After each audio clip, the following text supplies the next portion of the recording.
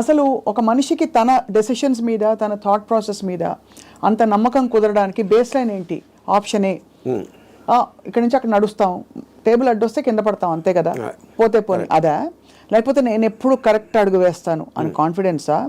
లేదు పడినా కూడా ఎవరో వచ్చి నాకు చేయిస్తారు నేను లేస్తానన్నా? How do you form that equation with your self to be able to make those decisions for ఎలా బ్రతకాలి? Directly based upon the end objective. అంటే ఎండ్ ఆబ్జెక్టివ్లో ఈ డెసిషన్ తీసుకుంటే ఇది రిస్క్ ఉన్నాను. అంటే ఉదాహరణకి ఒక ఐలాండ్ ఉంది, నేను ఇక్కడి నుంచి ఐలాండ్కి ఏదాలని ఉన్నా.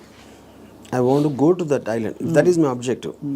మధ్యలో వాటర్ ఉంది, వాటర్లో షార్క్స్ ఉండొచ్చు, లేకపోతే తుఫాన్ రావచ్చు, లేకపోతే పెద్ద అల రావచ్చు, ఏదన్నా ఈతున్నప్పుడు నా శక్తి అయిపోయినా మునిగిపోవచ్చు. ఇలాంటి 5-6 ఉన్నాయి.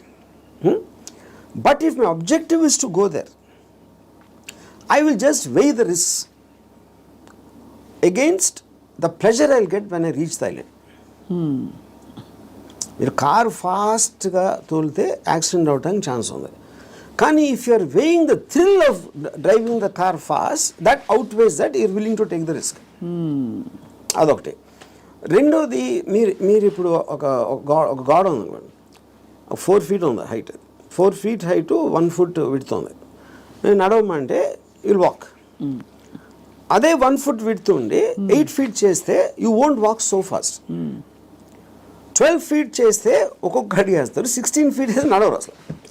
So the height of the risk is increasing, width is the same. అదే మీ ఫస్ట్ ఎబిలిటీ కూడా ఇక్కడే ఉంది. సో ఈ డెసిషన్కి మీరు ఎంత కాన్సిక్వెన్స్ అనేది, that is weighing against your desire to do that.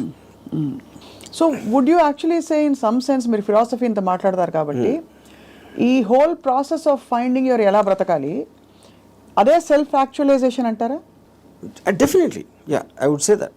I mean, see, that is what, and first of all, for you to be honest to yourself and to understand yourself is the first requisite.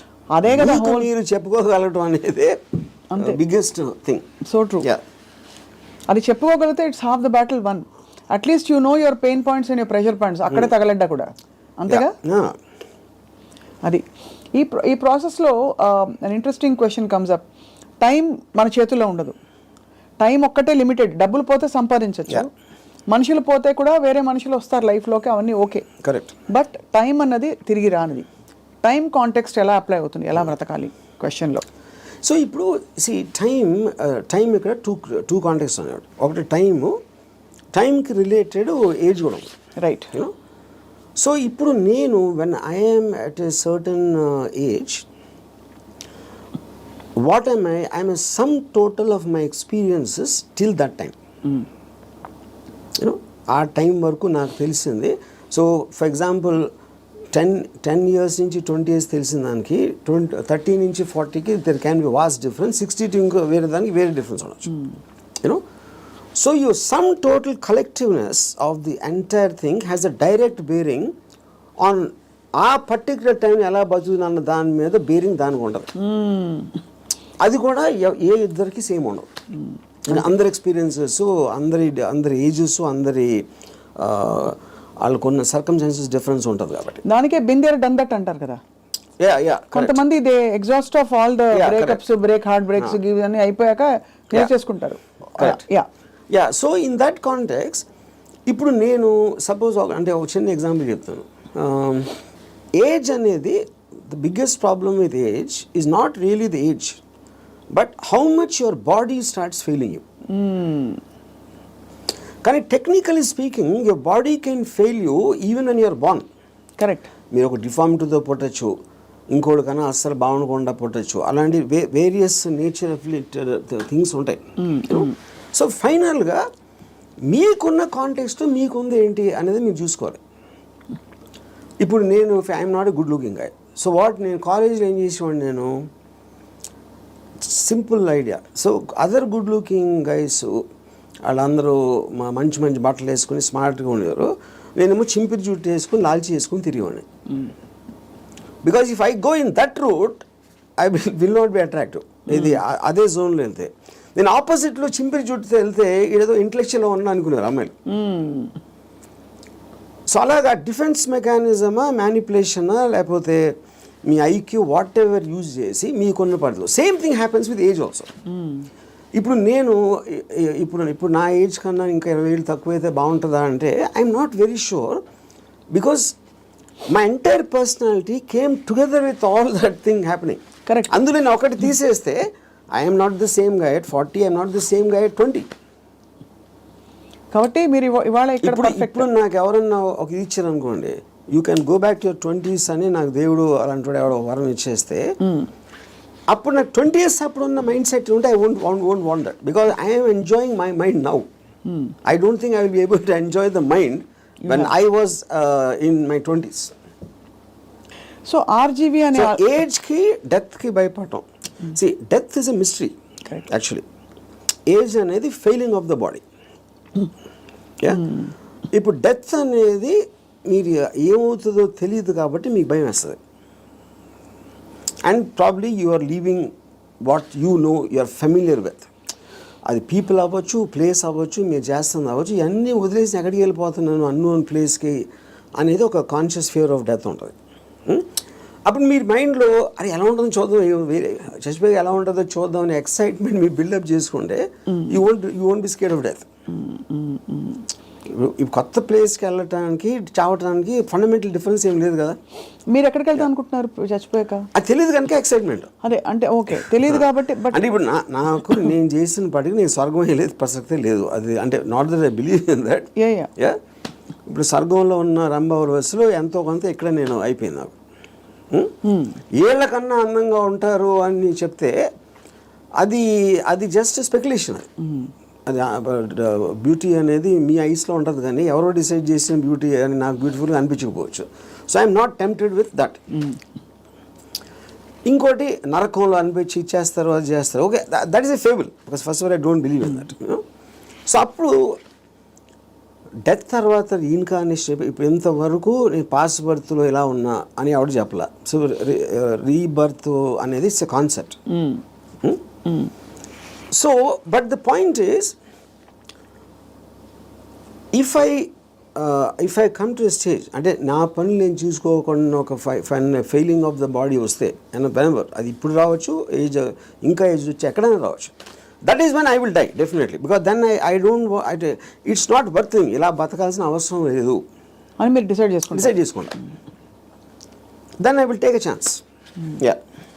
So ఇప్పుడు గుండెల మీద చేసి చెప్పండి, RGV algorithm మాకు అర్థమైంది ఏంటంటే, మీకు boredom is part of you, అంటే you from I never get bored. You never get bored. I never ever get bored. Okay, because నేను ఆబ్జెక్టివ్ ఎక్సైట్మెంట్ ఉంటుంది కాబట్టి బోర్డమ్ అంటే ఉండడానికి ఛాన్స్ లేదు నాకు అసలు. సో మీరు డబ్బులు సంపాదించేశారు అంటే you have seen it, you have experience.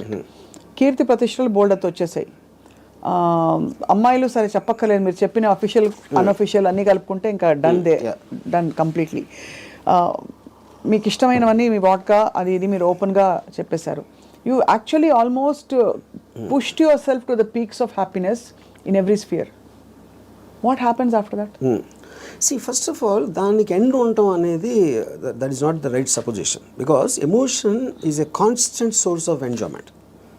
You know, so you could be అంటే మీకు యాంటిసిపేషన్, ఎక్సైట్, మీరు ఆబ్జెక్టివ్ క్రియేట్ చేస్తున్నారు కాబట్టి that is an unending thing.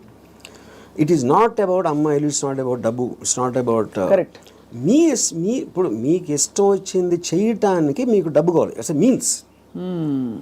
So in my case, let us say one of the things, most important thing is making the film. ఆ ఫిలింలో నేను ఒక story చెప్పడానికో short తీయటానికో నేను ఎక్సైట్మెంట్ ఫీల్ అవుతాను. So that is my mode of communication with whoever wants to listen to that. Right.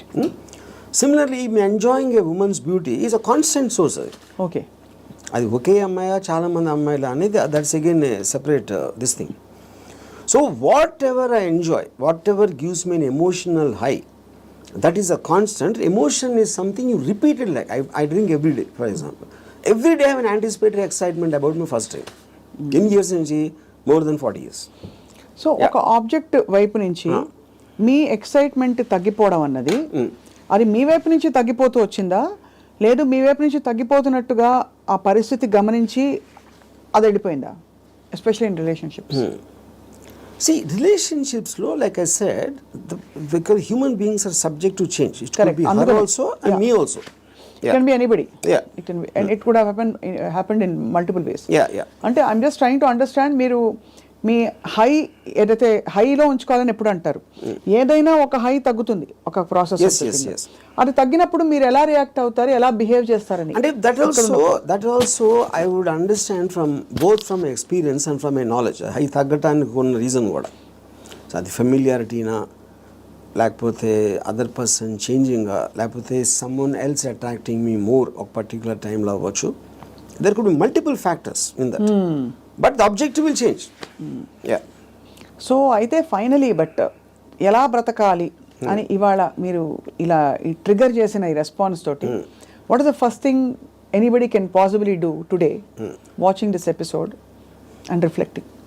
What is the question they ought to be asking themselves? I think there are three things. ఈ three things ముందే చెప్పాను నేను, but ఈ కాంటెక్స్ట్లో I want repeat.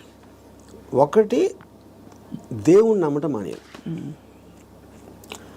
Second, don't give importance. You do anything for the family but don't let the family effect you. Third is the people around. వాళ్ళు మీ కలీగ్సా, మీ work ప్లేసా, ఎక్కడన్నా ఇంకొక మనిషి మిమ్మల్ని గురించి ఏమనుకుంటున్నాడు అని పట్టించుకోని రోజు మీరు సూపర్ హ్యాపీగా బతుకుతారు. మీరేమనుకున్నట్టు ఒక మాట నచ్చా, సైతానికి ఉండే లక్షణాలన్నీ మీలో ఉన్నాయి. సైతానికి ఎలా ఉంది అది? ఇలాగే సైతాన్ దేవుడి నుంచి దూరం తీసుకెళ్ళిపోవడం, నీ హ్యాపీనెస్ తప్ప ఏది చూసుకోవద్దని చెప్పడం. అండ్ సైతాన్ చెప్తాడు అది. ఏ సైతాను? ఇప్పుడు RGV అనే సైతాన్, but in the holy scriptures apparently it's been mentioned that this is how Satan influences you అని చెప్పి. సో అలా అయితే so be it. Possible. In fact I think that seems valid. ఎందుకంటే కాన్స్టెంట్లీ మీరు ఇంకోళ్ళ కోసం బతకాలి అనేది మీరు రుద్దుతున్నప్పుడు, అది దేవుడు సీల్ ఉంటే దాని మీద, సైతాన్ obviously will be the opposite. అంతే కదా? And I'm very glad your calling me సైతాన్. So I take that as a award, ఒకటి compliment. But valid points, valid 3 aspects చెప్పారు to free yourself from these burdens, from God, family and people around. అది so ఆ విధంగా. ఇంకోటి, వేరే వాళ్ళ importance మీ లైఫ్లో మీకు మీ హ్యాపీనెస్కి యాడ్ చేస్తే మాత్రమే వ్యాలిడిటీ. అంతే. ఆ పర్సన్ ఎవరైనా మీ దాన్ని సబ్ట్రాక్ట్ చేస్తే he or she should be out of your life. Great. Thank you RGV గారు. ఇవాళ ఐ థింక్ మా కెమెరా టీం అందరూ కూడా పనులు పక్కన పెట్టేసి ఇదే పనిలో ఉంటారు ఇవాళ. అంతేనా? అందరూ అలా. ఎందుకంటే they are too program for such a long time. అందుకని చాలామంది నా దగ్గరికి మీలాగా బతకాలి సార్ ఒక రోజైనా అని అంటారు. చాలామంది కామన్ లైన్ వాడతారు. అప్పుడు బతికే ఎవరు వదలరు. నువ్వు ఎలా బతకాలో నీ డిసిషన్ కదా అది. నువ్వు అది కోరుకోవటం ఏంటి? అది నీ లోపల ఉన్నది. నువ్వు ఒక్క సెకండ్ డిసిషన్ తీసుకోవడానికి మీలాగా బతికితే బాగుంటుంది సార్ అంటారే. సో ఐ థింక్ బికాస్ ఇప్పుడు మీరు కోర్ట్ వినటానికి దాన్ని ఆ కోర్టులో ఉన్న ఒక ట్రూత్ని అప్లై చేయడానికి చాలా డిఫరెన్స్ ఉంటుంది. అంతే. బట్ ఇవాళ ఐ థింక్ కోర్టు వినడం వరకు అయితే స్టార్ట్ అయింది. అప్లై చేసుకుంటారో లేదో వేచి చూద్దాం. లేకపోతే 2-3 నెలల తర్వాత మళ్ళీ ఇదే టాపిక్ మళ్ళీ మాట్లాడదాం repeat. But I honestly believe nobody will ever understand. ఎందుకంటే నాకు ఎప్పుడు అర్థమైందంటే Ayn Rand objectivistic philosophy it came in 1964. అవును. అంటే మీకు దాదాపు 70-80 సంవత్సరాలు అయిపోయింది ఆ బుక్ వచ్చి. ఇప్పటికీ ఐన్ ర్యాండ్ ఫిలాసఫీ అర్థం చేసి నేను కావాలి ఏది అన్ని మిలియన్స్ ఆఫ్ కాపీస్ అమ్మేసి అంత పెద్ద most successful writer of all time అని వచ్చిన అందరు కోట్ చేస్తారు ఐన్ ర్యాండ్ నేను writer, but no one seems to understand. With due respect to her and due compliments to you, I think from the little we have seen of Ayn Rand through her books and her videos, you are happier than her. That I am. అది నేను ఎందుకు happy అంటే Ayn Rand కన్నా ఎక్కువ Ayn Rand still had expectations. ఎందుకంటే ఆవిడ మాట్లాడమే it is not going to happen like this. She's like very angry, indignant. Yeah, correct. Because she's expecting people to change. నేను ఎందుకు హ్యాపీ అంటే don't expect them to change. వాళ్ళు change అయిపోతే నాకు భయం వేస్తుంది ఫస్ట్. ఎందుకంటే నాకున్న ఫిలాసఫీ మొత్తం హిష్కాయకి అయిపోతుంది. అంతే. వెల్ అదే, so I think that's the beginning to start. I'll just give one. Recently a person was telling me about his relationship with a woman. She's very suspicious of everything. And ఆ ఫోటోలో నమ్మేవారు, లేకపోతే ఇక్కడ ఎవరిని కలిసావు, వాళ్ళు ఎవరితో ఫోన్లో మాట్లాడుతున్నావు, ఈ కైండ్ ఆఫ్ థింగ్స్. అప్పుడు నేను if this is what she is doing before the marriage, she is so possessive. ఇప్పుడు మ్యారేజ్ అయిన తర్వాత అంటే ఇదేమన్నాడు నాతో, కానీ అలా ఉండకూడదు, మగవాడికి రెస్పెక్ట్ ఇచ్చినప్పుడే ఒక అమ్మాయికి ఆడ ప్రేమిస్తాడు అని చెప్పాను. అలాంటిది ఏదో చెప్పాను ఒక dialogue. And I gave examples, ఇది అది ఇది అని. అంటే నేనేమన్నానంటే, అమ్మాయికి లాజిక్ చెప్తే అర్థం అవుతుంది అనుకుంటాం కన్నా ఇల్లాజికల్ థింగ్ ఉన్నదా. అవతల తల ఊపినంత మాత్రాన్ని వాళ్ళు అర్థం చేసుకుంటున్నారని అనుకోదు. ఇంక నేను తల ఊపకపోతే ఇంక చెప్తానే ఉంటాడు అని అది వదిలించుకోవటానికి కూడా వాళ్ళు తల ఊపచ్చు. నేను అనట్లే కదా అధ్యక్ష. No, yeah, I had my own share of those experiences, you know. Super, yeah. So finally I said, relationship అనేది ఒక ఎక్సైట్మెంట్, ఒక ప్యాషన్ తోటి ఉండాలి. కరెక్ట్. అంతేదాని ప్రతిదానికి అనుమానించి ఇది చేసి అంత ముందులా చూసుకోవట్లేదని కంప్లైంట్లు ఇస్తే అదొక అన్బేరబుల్ ఇది అవుతుంది. చాలామంది విడిపోవచ్చు, లేకపోతే ఇంకా నరకంలా తీసుకోవచ్చు, లేకపోతే ఈ లైఫ్కి అంత చాలే అని ఒక రిజిగ్నేషన్ ఇచ్చేస్తారు. బట్ ఇవన్నీ చెప్పినా కూడా తను పెళ్లి చేసుకుంటున్నాడు. So I wish them well. Yeah, ఆ విధంగా అయితే మరి అంటే ఇంకొక particular category, I mean that also is a majority. అంటే ప్రాబ్లమ్స్ లేకపోతే బతకలేడు, ఏం చేయాలి తెలియదు. మీకు ఆబ్జెక్టివ్ లేదనుకోండి, ప్రాబ్లమ్స్ కూడా లేవనుకోండి, it will be like death. Everybody wants to feel relevant sir in the world. And ఏమీ లేకపోవడం అన్నది, కాన్ఫ్లిక్ట్ లేకపోవడం, ప్రాబ్లమ్స్ లేకపోవడం, it brings irrelevance. And you start fading out of your what is holding you to the earth. మీకు పొద్దున్న లేసి వాళ్ళే అన్నారు, వాళ్ళు ఏదో చేశారు అనే కాన్ఫ్లిక్ట్ అనేది లేకపోతే you don't know what to do. అది నాలాంటి వాడికి ఎందుకు ఉండదు, నాకు ఆబ్జెక్టివ్ ఉంది. కరెక్ట్. సడన్ గా ఇప్పుడు రేపటి రోజున 100% లిక్కర్ బ్యాన్ వస్తే మీరు ఏం చేస్తారు? I get used to it. అంతేనా? సింపుల్ గా చెప్పేస్తారు. నథింగ్ దేని ప్రెజెన్స్ అయినా దేని అబ్సెన్స్ అయినా ఉన్నప్పుడు నా ఆబ్జెక్టివ్ మారిపోతుంది అంతే. కానీ రాబోయే రోజుల్లో ఎక్కడో అక్కడ మీ అందరం కలిసి మీ వీక్ పాయింట్ పట్టుకుని మీరు కూడా ఎమోషనల్ అయ్యే పరిస్థితి చూస్తాం. అది అవ్వటానికి ఛాన్స్ లేదు. ఎందుకంటే my entire thought it drives upon the eventuality. What you believe so far can be wrong tomorrow అని ఒక ఎవెన్చువాలిటీ నేను ఆల్రెడీ తీసుకున్నాను, ఇంటర్నలైజ్ చేసుకున్నాను. So because it is not in my control. Everything is in my control is very different from I will adapt to whatever happens.